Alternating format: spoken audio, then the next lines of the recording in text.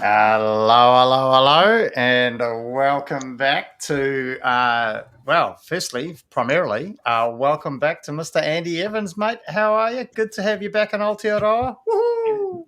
Great to be back. Great to be back going live with you two guys. It's been an interesting and tough few weeks, but the support from you guys and from other listeners has been really appreciated. So thanks to everybody. Fantastic. So I'm assuming, Des, you were sending a messages because I completely sort of forgot to do that. I thought you were doing that on behalf of the show. No, but that's what I wanted. Like the last thing I wanted in my grief was you two getting in touch. Well, listen, thanks to the outpouring of other people that supported Andy through the last couple of weeks, mate. Listen, we, to be fair though, Matthew Sadgrove, a good friend of the show, he did an outstanding job coming in, but obviously not you. Although for some reason the number of comments, likes, shares, reposts on the last show were considerably more than ever before. So I'm not quite sure what's in that, but we'll see how we go today, right? I'll get my cause. Well, listen, a little bit weird. We obviously had the major kerfuffle the first week Andy was away where we tried to go live. We couldn't go live. Then we repostponed the show to last Friday. So it's a bit weird that we're back this week, 2 weeks back to back. And then it has to be on a Thursday because one of us idiots will be flying his way to Invercargill tomorrow during the show. Somebody thought that out, didn't they? And so a little bit, I referred to it, I think we're struggling to get a roll on, almost like a broken bicycle wheel, this side of the new season. So listen, I figured things can only get better for us, boys. Things can only get better for us. Des, how are you, mate? It's been not even a full week since we last engaged with each other. How you been? I've been flat out. There's something in the air at the moment I'm just super busy. Listen, maybe we could put that on the wheel. I've just, I'm going to write this down actually. Is safety cyclic? Like phases of the moon, you know what I mean? Because yep, I don't know about you, but I am incredibly flat out as well. So I guess just making that note, I can't clearly multitask. Is safety... That's interesting. Is safety psychic? Well, if it was... not psychic. Not psychic. Cyclic. Cyclical. Oh, cyclical. Cyclical. There. I thought if it's psychic, then you could predict accidents. Well, that becomes a fascinating thing when we start. If we land on one of the topics of the wheel, which is lag indicators a thing of the past. See what you did there. Thank you. That's why I'm in marketing. So massive. Our sales are through the roof, yeah. Talking about sales, Andy, how's our merch going, mate? Yep. Clearly the tidal wave of interest has dried up, I'm assuming. There'll be merch available next week at our stall. Yes, great segue. And what he's talking about is the National Health and Safety Leaders Summit next week at the Dewdrop Event Centre in Auckland. That's 26th, 27th of March. Phenomenal lineup. Des and I have been involved in a couple of pre-conference meetings, and I tell you what, the quality of speakers, Des, out of 10, how would you rate it? It's up there, mate. There's that particular panel conference meeting that I sat in on. That's going to be a good one. Yep, sure. The one on governance is going to be super excited. Got a couple of the authors, actually, of the recently released Institute of Directors Good Governance Guide. So, listen, if you've got any burning questions, you need to be there. We can help you get there. You just punch in Safety Speaker 10. That's capital S, Safety, capital S for Speaker, and the number 10, all together. And that'll get you a discount on tickets if you haven't purchased already. I mean, listen, if you haven't purchased already, I don't know what the hell you're doing with yourself. 2 days of epicness, and really looking forward to engaging with safety professionals around. So listen, before we get started, friend of the show clearly knows what he wants. And that's time for our disclaimer, Des. So before we kick into it, mate, do you want to just rattle?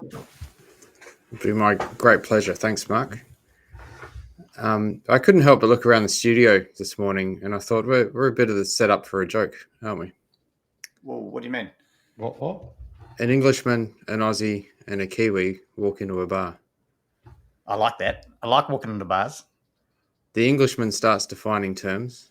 The Kiwi won't shut up. And the Aussie sits there quietly wondering why he agreed to this. Welcome to the Circus of Safety. We argue, ramble, and occasionally make sense, but nothing we say should be mistaken for legal or professional advice. If you base your safety policies on this podcast, you might need a new job. Risk this drink. Listen, laugh, and for the love of risk assessments, don't take us too seriously. Oh my goody aunt. Wow. I don't know whether I'd rate that as one of your best or one of your worst, to be fair. I'd label that as very astute. Wow, very astute. Well, listen, before we get carried away, Andy, you might have forgotten, but it's this time of the show that we bring up the spinning wheel of death. Are you excited to see what's on the wheel? Oh, beyond excited. Well, there we go. Look at that, mate. There's some pretty juicy topics on the wheel, which is pretty crazy. So, are we ready, gentlemen, to spin that wheel of death? Spin the wheel. Here we go.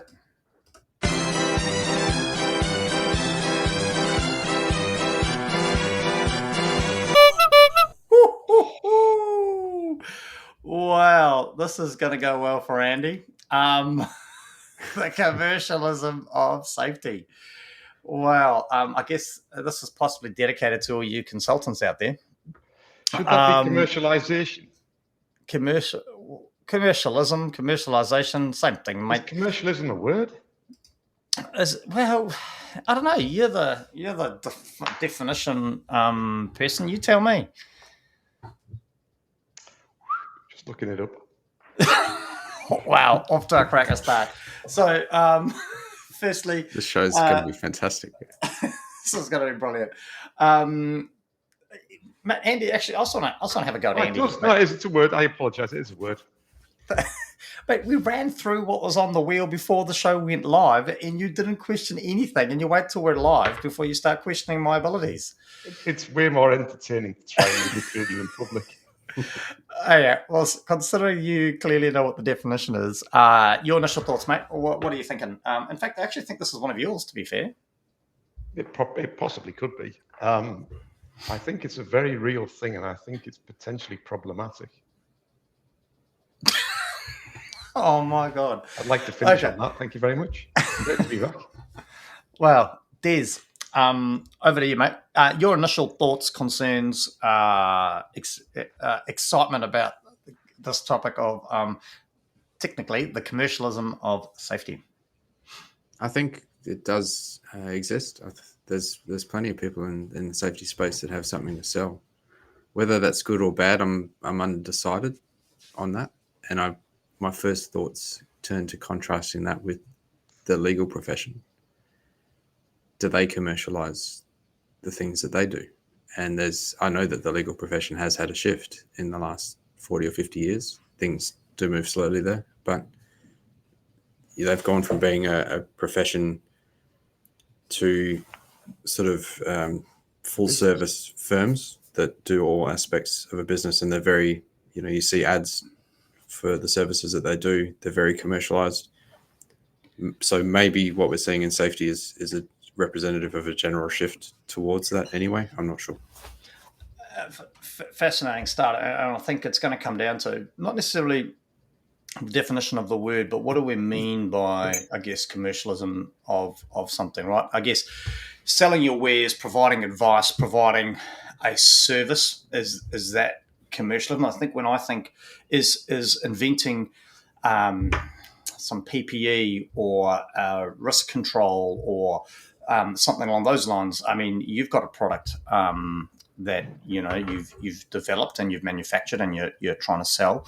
Is that commercialism? Or I think in my mind, I I flick more through to when I think about this topic, what comes to mind for me, and I guess we're interested to see where this conversation goes a bit later on, is around people grabbing concepts, putting another spin on a concept, I don't know, putting some lipstick maybe on a pig and selling it as something else, something new, potentially creating stock standard generic silver bullet health and safety manuals and pushing that out. Those are the sort of things that come to mind when I start thinking about commercialism of safety. I don't necessarily think the likes of Andy and the other consultants out there that are making a living providing advice, services, for their wares.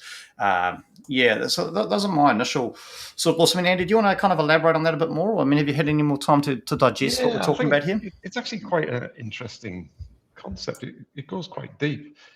I think where you were perhaps alluding towards the end of your intro stroke ramble was I did warn you, I'm an emotional mess. It could go anywhere. We're walking on eggshells. I think it's about the value proposition that concerns me around this. Yeah. So it's the people that are using safety as a marketing tool. And we've talked about this on previous shows, which we've talked about it as, what was that beautiful term that you came up with, Brenton? Not commercialization. I can't with so many, mate. The weaponization of safety. And I think this is sort of lines with that. And the weaponization of safety, it's that concept where we can't get what we want, so we'll play the safety card, and that'll give us some leverage. And we're not really doing it for safety. We're doing it for another reason, but safety is giving us that leverage. And I think that happens quite a lot. I think that's what we're sort of referring to here. And that's what I was thinking when we came up with this topic, was that people are selling something and they're using safety as the leverage or as the marketing around it, when the reality is the value that it adds in a safety context is often very, very limited, non-existent, or even negative. And I think what you talked about there was the off-the-shelf training manuals or off-the-shelf safety manuals. I think that's potentially an example of it. I think some of the online solutions are possibly an example of it. But again, you almost have to look at it case by case. But I think there's definitely potential there to do that. And people do use safety as a marketing tool. And I think that's a bit sad. Yeah, so this becomes, this is almost kind of going down the same road a little bit as that topic we had a couple of shows back, I think. Working safely or safely working, right? Is it going to come down to semantics as to, how you spin it? Because you start thinking about yourself, for example, as a consultant, applying your trade. Obviously, you're world-renowned and you don't need to advertise or market, but a number of consultants starting out in their career are obviously out there advertising and marketing. I wouldn't call that the commercialization of safety. You know what I mean? They're selling no. Yeah, genuine they're offering something that's got value, right? That presents genuine value. I guess varying degrees of value, no doubt, right? I think there is some intent there. Yes, that's the intent, yep. Versus running around trying to sell snake oil, right, or a silver bullet to fix something. Yeah, it's quite interesting sometimes with the sort of the training that I do with the MA, the diploma, New Zealand diploma in occupational safety and health management. There's still some seats available for next month's course. We are by no way endorsing said services offered by Andy Evans. Brenton has got the qualification and Des has presented on the course. But we're completely neutral towards other safety courses, other inferior safety courses are available. Often I'll talk to the students either before or during that first session when I meet them in block one. And there's been a growing trend amongst people when I ask them, why they're doing the course. And there's very much a commercial aspect now that perhaps there wasn't in previous years with previous cohorts, that they want to earn more money, that they see safety as a way to earn more money. And I don't think any of the students from sort of 2015, 2016, 2017 would say that at all. But that's quite a common thing now. Well, so people think they can get rich doing what we do. Clearly we're doing something wrong because we don't get paid for this at all. Well, we're playing the long game though, aren't we? We're playing the strategic game. Playing the long game. There's kind of jumping over to you, mate. Just kind of thinking about where Andy was going and the differentiation between, selling a service of value versus, say, trying to find a silver bullet to fix something, right, and using safety effectively as the tool to sell it. Because as an employee, you and I, being employees, not contractors, we're selling ourselves and our services if we look for a new job, for instance, right? I've recently started a new job, and I guess I'll market myself as having all this experience and this great qualification provided by Andy. I can't believe I put those two words together. What are your thoughts? Is there a difference, or are they the same thing? There might be. I think there might be a bit of a disconnect between what we say we do and what we actually do. And what I mean by that is, if you ask most people that work in our safety space, they will say, what's the purpose of a safety person? It's to keep people safe. Who are they talking about? Workers? And if they are talking about workers, that might be perfectly valid. But the people that pay them are clients or employers or customers. It's why are we using different terms there? The terms that we use tell us a lot about the mindset that we're coming into a situation with, whether that actually accords with what we're saying or not. Yeah, no. Sorry, I got a little distracted when you started off. I'm a little disappointed. I missed, probably that's the biggest word count I've heard come out of one sentence. But interesting though, when we start talking about that. So I was going to go off on a little tangent here. We're selling the services of keeping people safe, right? My one and only statement when I turn up to work is, if anyone's relying on me to keep them safe, they might as well just give up and go lie under a bus, to be fair. Me and Des would absolutely agree with you 100% in that. I guess that becomes the interesting part, right? What are we selling? When we're selling ourselves, and that could be a whole nother topic. Wow, so many new topics off this one show.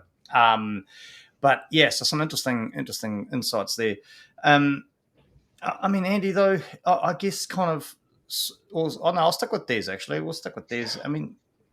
We'll come back to you, Andy, eventually, maybe one day. I'll come back to that comment that's just popped up. Want to swing with you there, Des. The commercialism of safety, right? Or, using safety as the bait, the hook to sell something as such. Your thoughts, does it have a place, though, in safety? Do we need it? Should it be there? Or, what are your thoughts on that? I don't want to make some sort of knee-jerk reaction to say that it's good or bad. I think it's a part of the society that we live in. We live in a capitalist society. That's how things are sold. They put a spin on things. They advertise things. They appeal to our emotions. They appeal to our needs. That's how things are done. So I don't think it's particularly bad or good. It's just the way things are done. It starts to become problematic, I think, when you start leveraging a serious incident or a death or a tragedy of some sort in order to gain some sort of market footing in a particular space. But again, it's kind of the society that we live in. Interesting. Wow, Andy? that's uplifting. Wow. Your thoughts, Andy? Is there a place for this commercialism or using safety as a hook or the bait to suck people into something?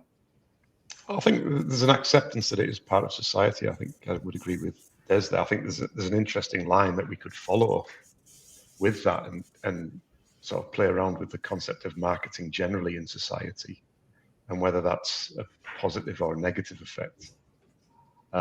Even in the safety space, if we look at marketing generally, particularly aligned with well-being. I've been thinking a lot about well-being over the last few months, and I think one of the drivers for people not being particularly happy, whatever that is the fact that they're constantly bombarded being told they're not.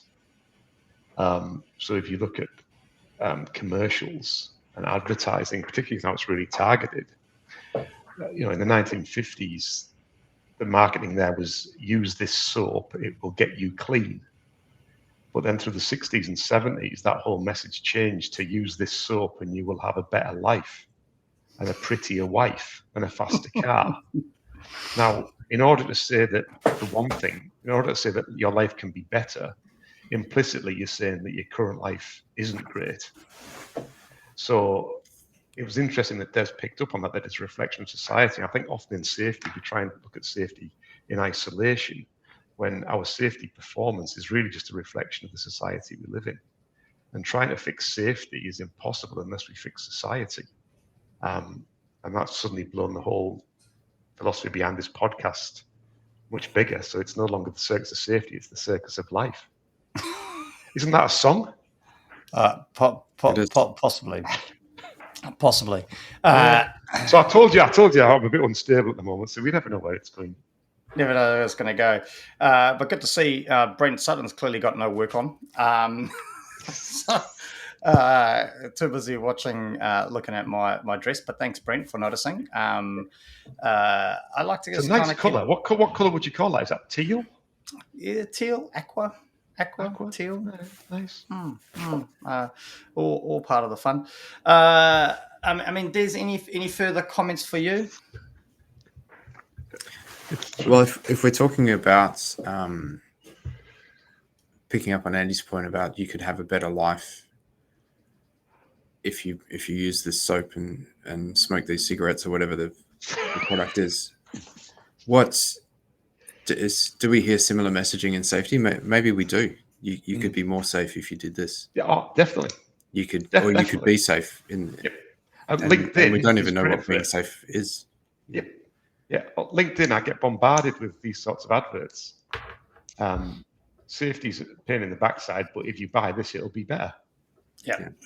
You know, and I guess, Brent might have started off on a bad foot here, but I think he's come out of the gates blazing now, really making up for it. Fear or FOMO has always been the main method of selling, and I guess there's still probably this concept out there that people fear safety. Fear work safe, for example, fear repercussions. And I guess I've noticed a lot with the recent, obviously, prosecution of the ex Port of Auckland CEO, a lot of rhetoric coming out there around, using that to sell things, whether that's to sell content, conferences, and the like. And so I guess what are your thoughts on that, Des, around the use of fear or FOMO to kind of commercialize what we do? I think it's very likely unethical if it's manipulative and unfounded. I don't think that you could argue that it's a moral or ethical way to sell something.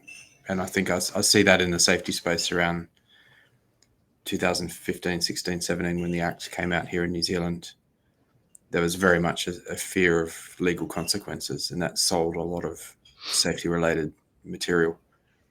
And that doesn't sit well with me. I can't quite put it into words exactly how, but I feel ethically that is not a good angle to take when it comes to marketing.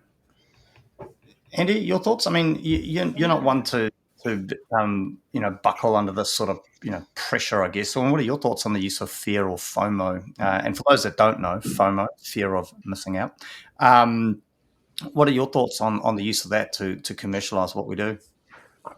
This is so interesting. I think if we accept that it's part of society, then that's cool because it's just done.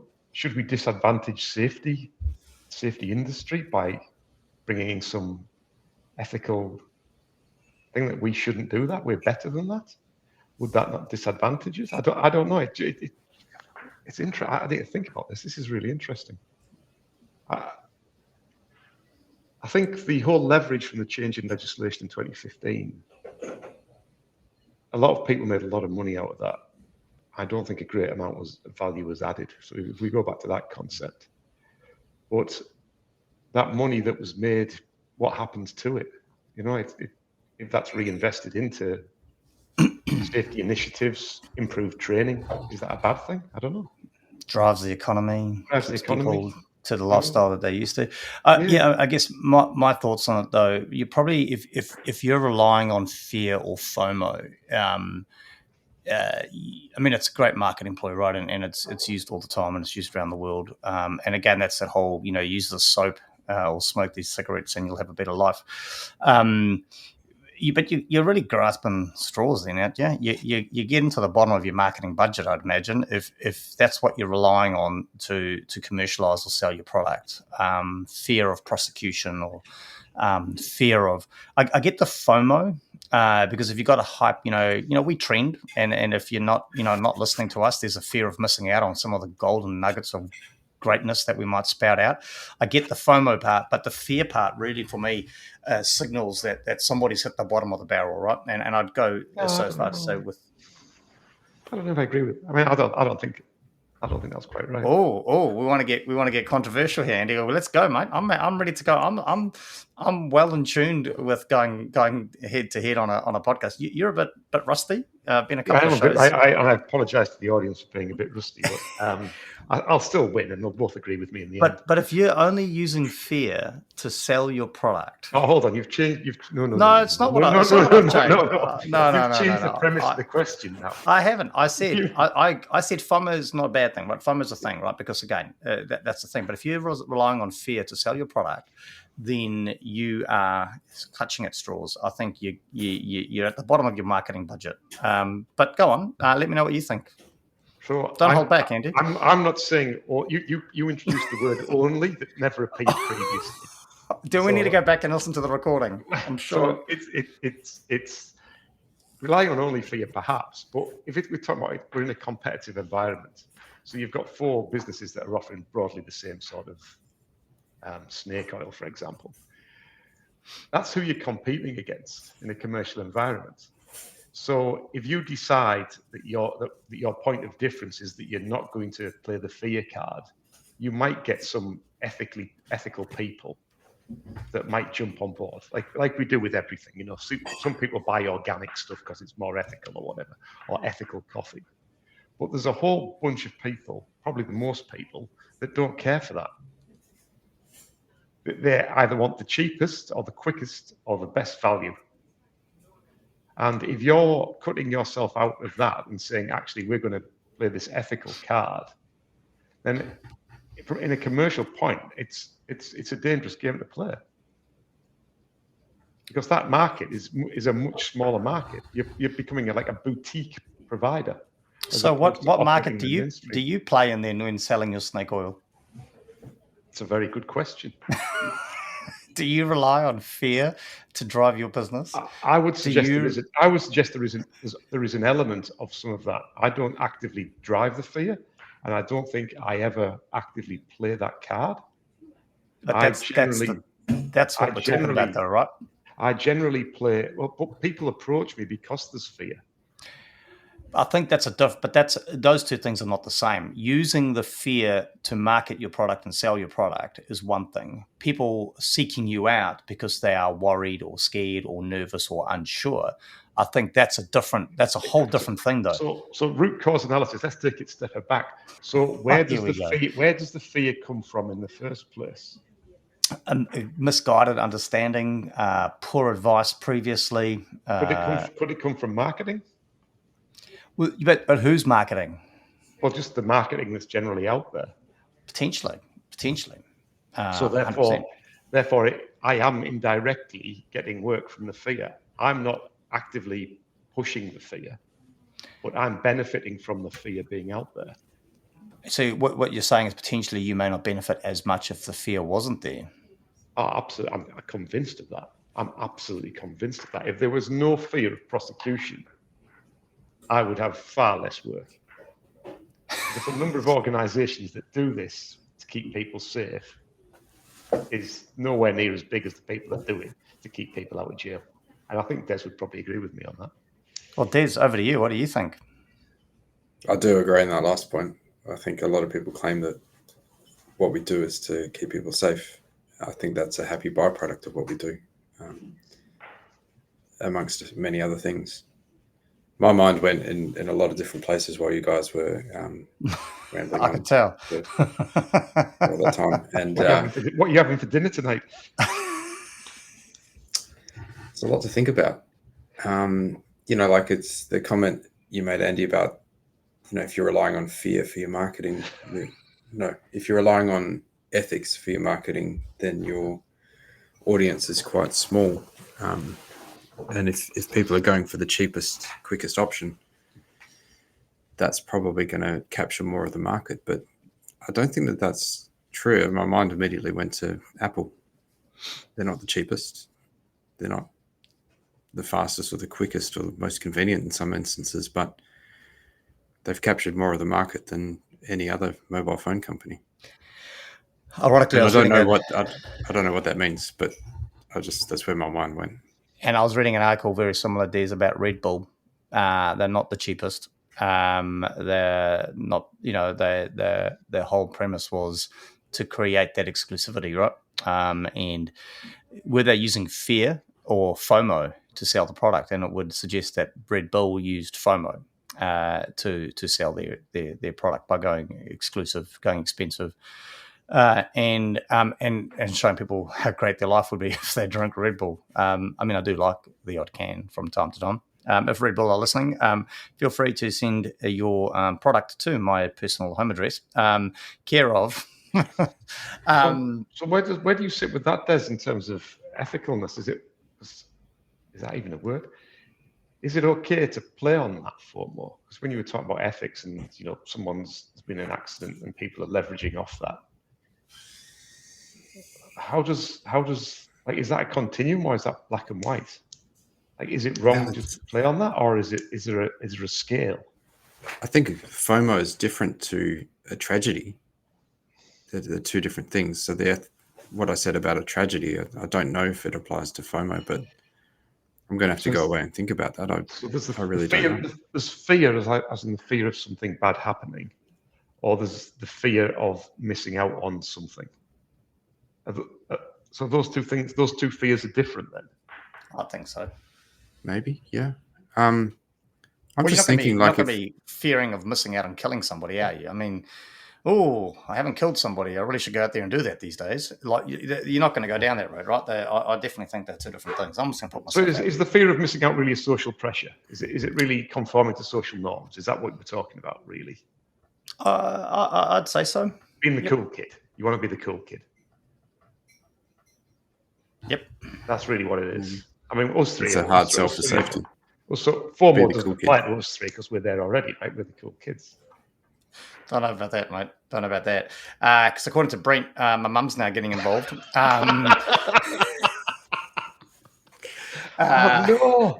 Apparently, getting her to text the show because the AR tools are running out of questions to ask. But thankfully, we've got another friend of the show, Mark. Hey, actually, Brent, we're still waiting on those books you promised us, mate.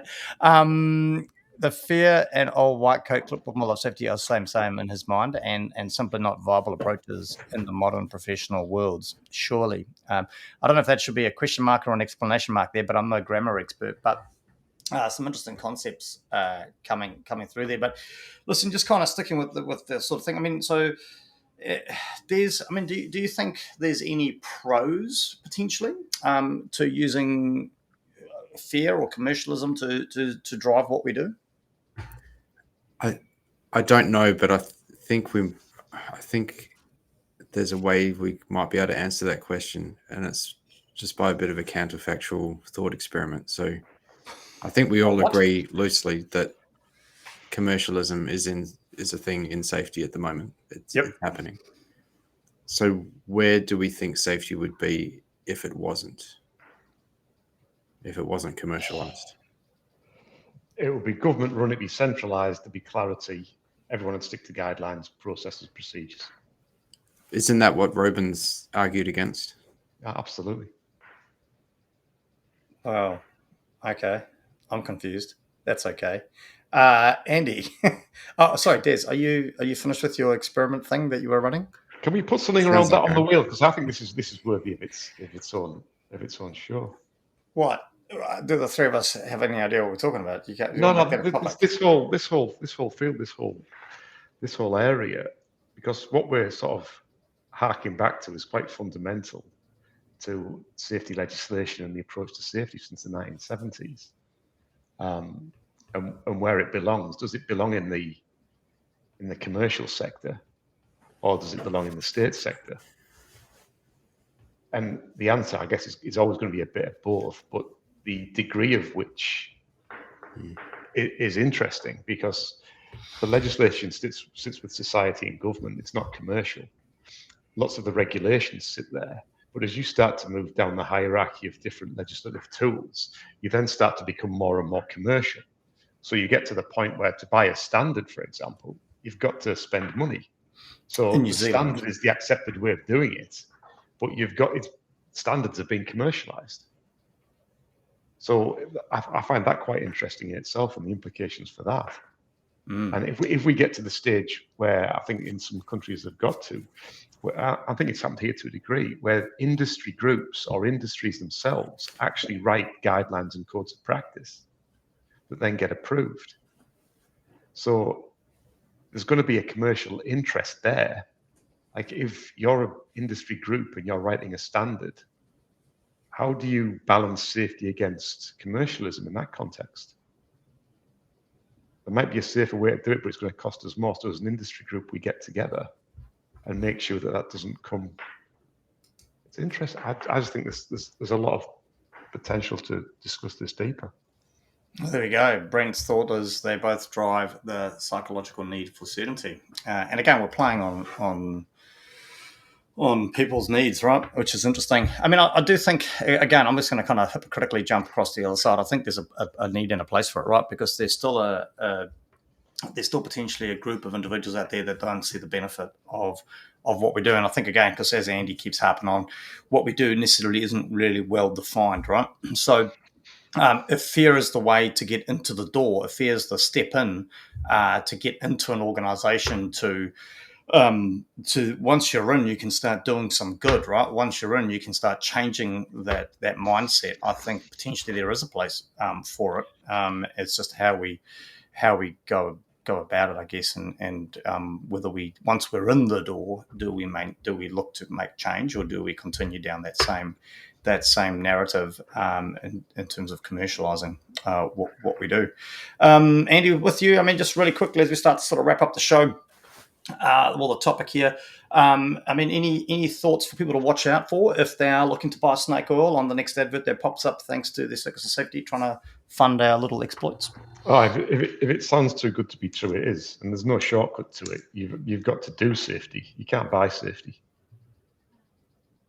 It's all about effort. You've got to put effort into doing safety. If you don't put the effort in, you won't do safety. No, and I think that's quite a nice way of looking at it. How much effort have you put in? And nice. I spent $500 on the manual. That's not a lot of effort. Yep. So be a good doorstop, right? Yeah, I think that's quite a nice way of looking at it. Cool. Des, your thoughts? Any traps or any watch outs from you on this? I think it's always going to be a part of safety in what we do. There's going to be an element of that, however small or large, but we still need to make informed decisions with a critical mind, and that won't ever change. No, good thoughts there, gentlemen. So wrapping up. Any final words then, Des? Conceptually across the whole concept.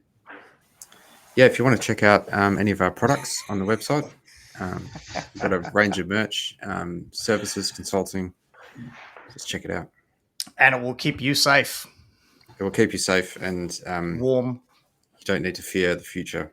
It'll also make you one of the cool kids, right? Walking around with the Circus of Safety hoodie. Right. Yeah. And it will fund school shoes for young Oliver, our safety apprentice. Andy, any sort of final thoughts as we wrap up the show? Yeah, I mean it's a dangerous world out there. There's hazards everywhere that are trying to knock you off at every opportunity. If you want good advice and support, give us a call at Metanoia Safety. We'll try and keep you out of jail. And okay, well then, don't rely on me for anything. Because I'm going to give you sweet nothing. Don't know how else to sell myself, really. Maybe I should reconsider my career in marketing. Well, gentlemen, I think that's a wrap. Again, it was really interesting. Again, one of those topics where obviously one of us put this topic up on the board in anger. And I was starting to wonder where this would go, but I do think some interesting insights there. And I guess it's going to become this love-hate relationship, right, with the commercialization of safety and using fear to sell what we do. But may the balance be found, I guess, is what I'll leave you with. That's incredibly profound. That's profound. So, wow, welcome. So, hey, listen, Des, mate, what are you up to the next sort of couple of weeks? Well, trying to get through this plethora of work that I've got happening at the moment, but I'm also seeking some support from potential listeners or sponsors. Yes, we've done some serious analysis into your word count, or lack thereof, we should say. And I think we've narrowed it down to a root cause, haven't we? Yeah, well, if I'm going to say anything at all, we really need to capture it in all its essence. And the only way to do that is with a better microphone. So we've identified that probably part of the problem with the last couple of weeks' shows is Des's microphone appears to be playing up. So listen, if you want to get involved and support the cause, help keep people safe, so they don't go to jail and they keep listening to this podcast, feel free to reach out. For a mere under $500, you too can keep this show ticking along. So reach out to the show or Des, as Andy shakes his head in disgust. Maybe you too could get a microphone one day, Andy. But yeah, reach out. Des is on the hunt for a new microphone to help keep the show as professional as we can make it. Andy, what are you up to over the next couple of weeks? First day back at work proper today. Yep. So a whole heap of clients. I apologize to my clients. I'll be pestering you today and tomorrow to try and get these projects back on track. Clearly, we've got the conference next week, which will be good to catch up with people again. And other than that, just some sleep, really. Nice. Yeah. Not only did you obviously have a difficult couple of weeks, but just to kick you in the guts when you got home, you were incredibly unwell from said flight home. So it's not been a great ride for you at all. Busy couple of weeks, really. BMX Nationals in Invercargill, so heading off there tomorrow. That's going to be hard work on the mic all weekend. Jumping across, looking forward to the conference next week. And also just keeping things ticking along, which is pretty exciting. Again, thank you to all those that have contributed, all two of you. Brent Sutton and Mark Gummer, really appreciate your time, effort, and energy on the show. And again, listen, a big shout out and thank you to our followers. Our latest follower, hopefully I get this right. And again, I'm really apologetic in advance if I don't. Letania Cito, I believe it is. Tanya, maybe. So Letania Cito, apologies. Her current role is the Health and Safety and Compliance Manager at Total Property Services Group in Tamaki Makaurau. So a big welcome to you. Thanks for joining the chaos and look forward to your input going forward. Again, as we've mentioned, if you haven't bought your tickets yet to the National Health and Safety Leader Summit, 26th, 27th March, Dewdrop Event Centre in Auckland, jump online now and get your tickets. Safety Speaker 10 will get you a sneaky little discount, which you could then use to fund Des's new microphone. That's a good idea. So if you wish to fund Des's microphone and hear his dulcet tones live in person, head across to the National Health and Safety Leader Summit, 26, 27 March, Dewdrop Event Centre, Auckland. Safety Speaker 10 will get you the discount. Thanks, gentlemen. Andy, it's been nothing but a pleasure and great to have you back. Great to be back. I guess it's same old, really. Same old, yeah. Until then, take care, and we'll be back to our normal time slot in a couple of weeks. take care. See you later, and have a good couple of weeks. So yeah.